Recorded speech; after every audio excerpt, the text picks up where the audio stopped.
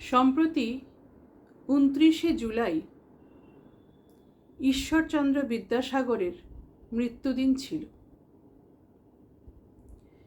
ঈশ্বরচন্দ্র বিদ্যাসাগর আমাদের কাছে জীবন্ত দেবতা ছাড়া আর কিছুই নন। ঈশ্বরচন্দ্র বিদ্যাসাগরের নামানুসারে ঝাড়খণ্ডের একটি স্টেশনের নাম আছে, যেটি পূর্বে নাম ছিল কারমাটার। ঈশ্বরচন্দ্র বিদ্যাসাগরের 200তম জন্মজয়ন্তী উপলক্ষে ঝাড়খণ্ডের মুখ্যমন্ত্রী ঘোষণা করেন কারমাটার থানা, কারমাটার ব্লক, এই সব নিয়ে সমস্ত জায়গাটির নামই বিদ্যাসাগর হোক। তার এই উদ্যোগকে সবাই স্বাগত জানিয়েছে। এই কারমাটা রেল স্টেশনটি বর্তমানে ঈশ্বরচন্দ্র বিদ্যাসাগরের জীবনের বিভিন্ন ভঙ্গি বা জীবনের বিভিন্ন কর্মকাণ্ডের চিত্র দিয়ে ভরে উঠেছে। অপূর্ব সুন্দর লাগে এই স্টেশনটি দেখতে।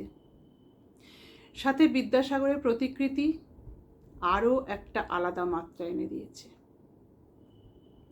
এবার আসি কারমাটারের সঙ্গে ঈশ্বরচন্দ্র বিদ্যাসাগর কিভাবে জড়িয়ে গেলেন, কেনই বা কারমাটারের নাম বিদ্যাসাগর হলো, সেই গল্পে। শেষ জীবনে ঈশ্বরচন্দ্র বিদ্যাসাগর ভীষণ কষ্টে ছিলেন। ছেলে নারায়ণচন্দ্রের সাথে এতটাই মতবিরোধ হয়ে যেত যে 1872 সালে তিনি তাকে ত্যায্যপুত্র হিসেবে ঘোষণা করেন। এরপরে নানান ঘাত প্রতিঘাত, সাংসারিক অশান্তিতে জেরবার হয়ে একটা সময় মনস্থির করেন বীরসিংহ গ্রামকে ছেড়ে দেবেন। চলে আসেন একটু নির্জনতার খোঁজে ঝাড়খণ্ডের কারমাটারে। সহজ সরল প্রকৃতি, সহজ সরল সাঁওতালদের নিয়ে তার সেখানকার জীবনযাত্রা শুরু হয়। এই সহজ সরল মানুষগুলোকে বিদ্যাসাগর ভীষণ ভালোবেসে ফেলেছিলেন।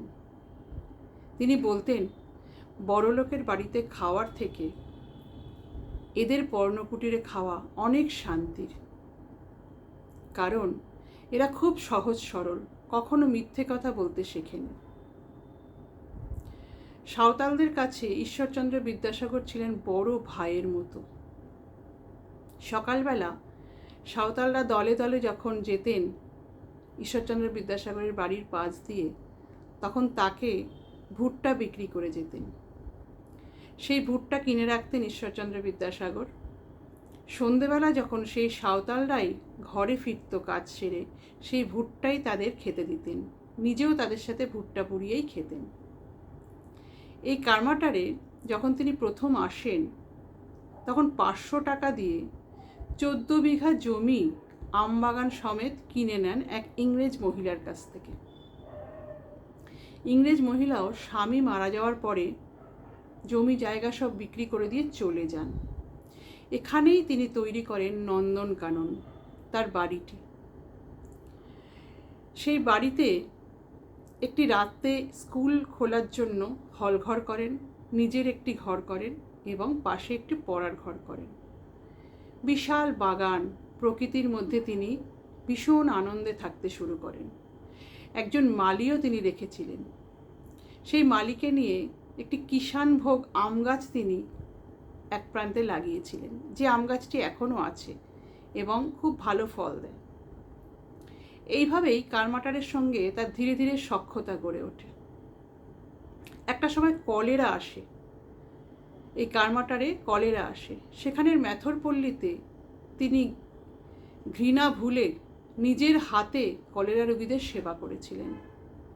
তাদের পথ্যও তিনি নিজে থেকেই প্রদান করতেন, কেন তারা এত গরিব যে পথ্য কেনার সামর্থ্য তাদের ছিল না, তাই সেটাও তিনি দিয়ে দিতেন। প্রচণ্ড শীতে কারমাটারের মানুষ যাতে কষ্ট না পায়, সেই জন্য কলকাতা থেকে তাদের জন্য কম্বল কিনে আনতেন। পুজোর সময় জামা কাপড়ও দিতেন তাদের। ভাই বোনের মধ্যে যেরকম সম্পর্ক, ঠিক সেই রকমই সম্পর্ক তাদের মধ্যে ছিল। প্রায় 17টা বছর কারমাটারে ছিলেন বিদ্যাসাগর মহাশয়। কিন্তু শেষের দিকে ভগ্নদশার কারণে তিনি 1890 সালে চলে আসেন কলকাতায়। এই কারমাটারে বসেই সীতার বনবাস এবং বর্ণপরিচয়ের তৃতীয় সংস্করণের প্রুফ দেখেছিলেন তিনি। এরপর কলকাতায় চলে আসেন এবং সেখানেই তার মৃত্যু হয়। তার মৃত্যুর পরেই ছেলে নারায়ণচন্দ্র কারমাটারের সমস্ত জমি জায়গা এবং বাড়ি সব বিক্রি করে দেন এক মল্লিক পরিবারের কাছে। কিন্তু এই ব্যাপারটি কারুর ভালো লাগেনি। বিহার বাংলা সমিতি বলে একটি সমিতি বিদ্যাসাগরের স্মৃতি রক্ষার জন্য আবার মল্লিক পরিবারের কাছ থেকে 24,000 টাকায় পুরো সম্পত্তিটি কিনে নেন। এরপর ঝাড়খণ্ড আলাদা হয়ে যায়। ঝাড়খণ্ড আলাদা হয়ে যাওয়ার পরে ঝাড়খণ্ড বাংলা সমিতি তৈরি হয়। এই দুই সমিতির সম্মেলনে 11 সদস্যের বিদ্যাসাগর স্মৃতিরক্ষা সমিতি তৈরি হয়। এই সমিতিটি নিরলসভাবে প্রচুর কাজ করে যাচ্ছে। তারা বিদ্যাসাগরের মা ভগবতী দেবীর নামানুসারে একটি মেয়েদের স্কুল সেখানে শুরু করেছে। আদি হোমিওপ্যাথি ডিসপেন্সারিটা না থাকলেও নতুন করে হোমিওপ্যাথি চিকিৎসালয় স্থাপিত হয়েছে। এছাড়া নানান রকমের কর্মকাণ্ডের সঙ্গে তারা জড়িত, যেটা হয়তো আমরা সাধারণ মানুষ ভাবতেও পারি না। এত রকম পরোপকারে তারা জড়িত। বিদ্যাসাগরের স্মৃতিকে মনে ধরে রেখে তারা এই কাজ করে যাচ্ছে নিরলসভাবে। 3টে দিন তারা উদযাপিত করেন খুব অনাড়ম্বরভাবে, খুব নির্জনভাবে, যেভাবে বিদ্যাসাগর চাইতেন। একটি গুরুদক্ষিণা দিবস, একটি বিদ্যাসাগর মহাশয়ের জন্মদিন, একটি বিদ্যাসাগর মহাশয়ের মৃত্যুদিন। এই পুরো সম্পত্তিটি বাড়ি নন্দনকানন সমেত অল্প বেতনে কুম্ভের মতো দেখে যাচ্ছেন, দেখভাল করে যাচ্ছেন কেয়ারটেকার জিতেন্দ্র। এখনো মানুষ এতটাই ভালোবাসে ঈশ্বরচন্দ্র বিদ্যাসাগরকে যে নিরলসভাবে তার আদর্শকে নিয়ে তারা চলেছে। আমাদের গর্ব বিদ্যাসাগর, ঈশ্বরচন্দ্র বিদ্যাসাগর।